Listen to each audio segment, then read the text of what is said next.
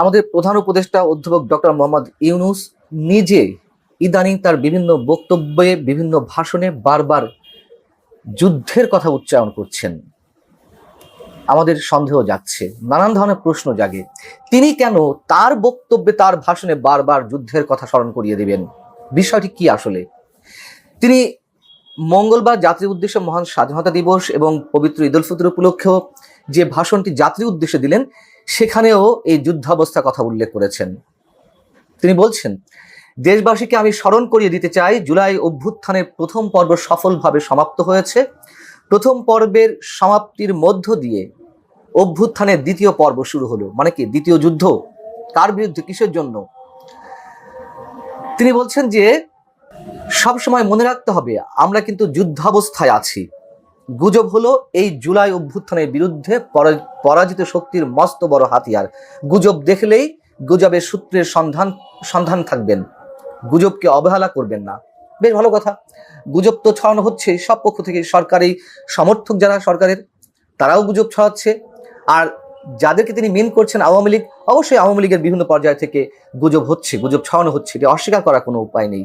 কিন্তু তিনি যুদ্ধের কথা নিয়ে আসছেন কেন? আর যুদ্ধের কথা যদি নিয়ে আসেনি, তাহলে তিনি সত্যকে আড়াল করছেন কেন? যুদ্ধের কথা কারা উচ্চারণ করছেন?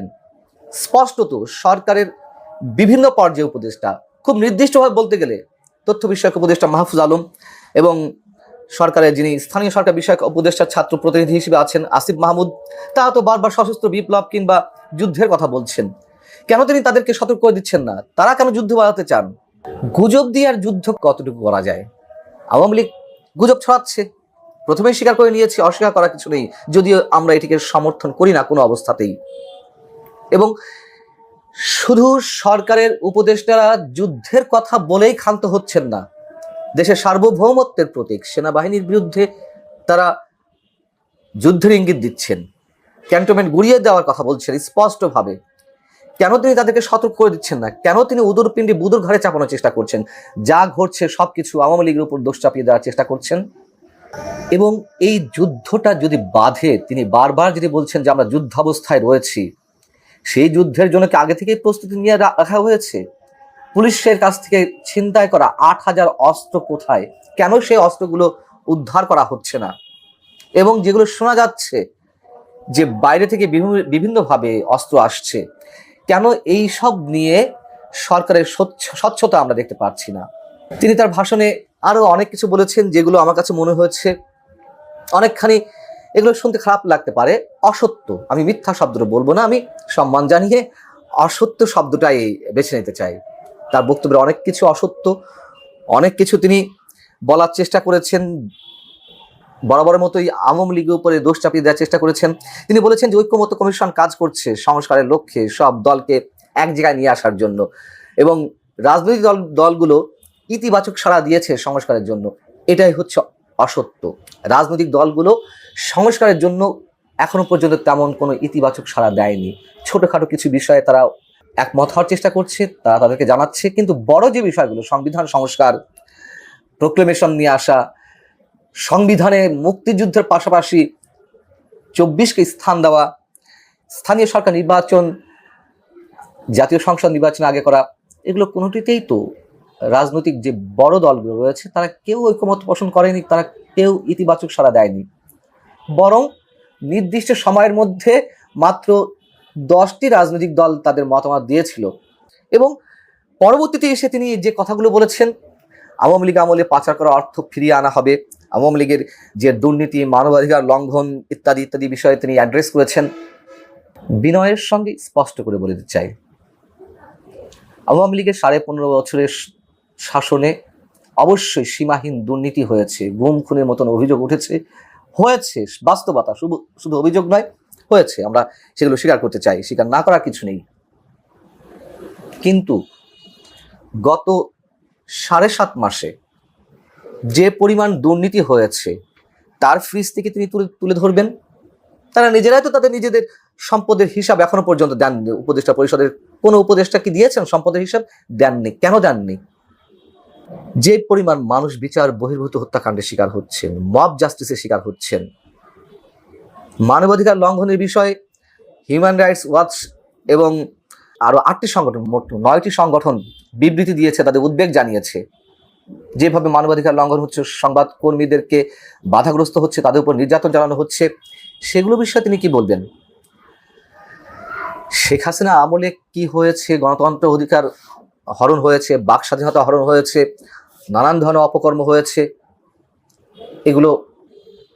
এগুলো যে কোনো সচেতন মানুষের স্বীকার করতে হবে।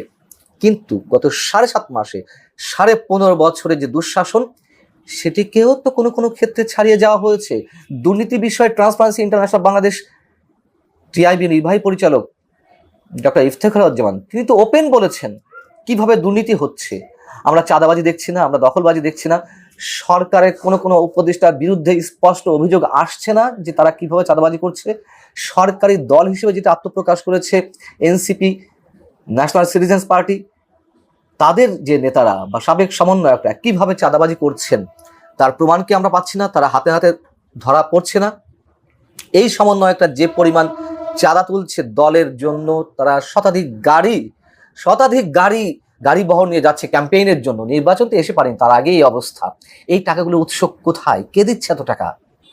তিনি বলেছেন যে অর্থনৈতিক অবস্থা খুবই ভালো, অর্থনীতি ঘুরে দাঁড়াতে শুরু করেছে, অথচ তারই নতুন নিয়োগ দেওয়া বিশেষ সহকারী ডক্টর আনিসুর রহমান, তিনি কি বলেছিলেন যে দেশের অর্থনীতির এমন ভঙ্গুর অবস্থায় এর আগে কখনো দেখা যায়নি।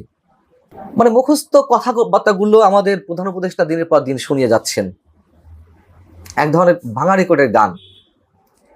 এগুলো শুনিয়ে লাভটা কি? আমরা তো উন্নয়নের ফিরিস্তি শুনেছি শেখ হাসিনার সময়, সেখানে স্ট্রাকচারাল ডেভেলপমেন্ট ঠিকই হয়েছে, কিন্তু উন্নয়ন নিয়ে অবশ্যই প্রশ্ন ছিল। মানুষই শেষমেশ সেগুলো বিশ্বাস করেছে। এখন যেগুলো বলছেন আপনি, এগুলো বিশ্বাস করবে? কোনো অবস্থাতেই না। বিদেশি ঋণ একেবারে মুখ থুবড়ে পড়েছে। মানুষের আশা ছিল, আকাঙ্ক্ষা ছিল যে ডক্টর মোহাম্মদ ইউনূস আন্তর্জাতিক খ্যাতি সম্পন্ন অর্থনীতিবিদ, শান্তিতে নোবেল বিজয়ী, তিনি এলে কি না কি হবে, উন্নয়নের জোয়ার বয়ে যাবে।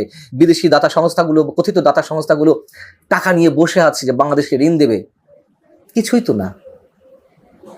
এবং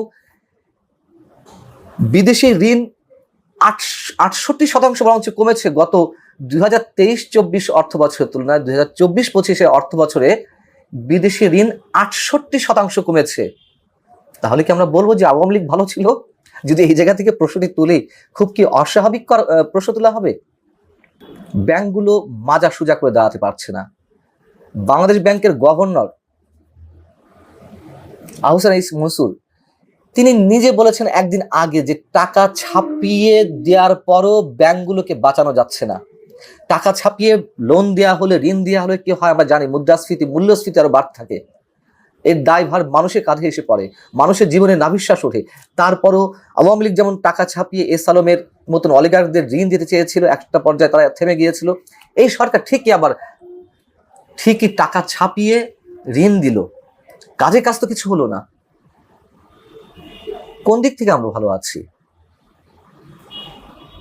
অতএব এই যে অর্ধসত্য কথাগুলো, কোনো ক্ষেত্রে সত্যকে আড়াল করে একেবারে বায়বীয় কথাবার্তা, এটি ডক্টর মোহাম্মদ ইউনূসের কাছ থেকে আমরা কোনোভাবে আশা করতে পারি না।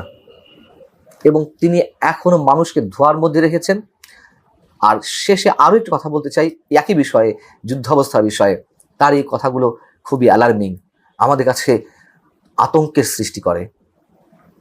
আল্লাহ হাফিজ, ভালো থাকুন।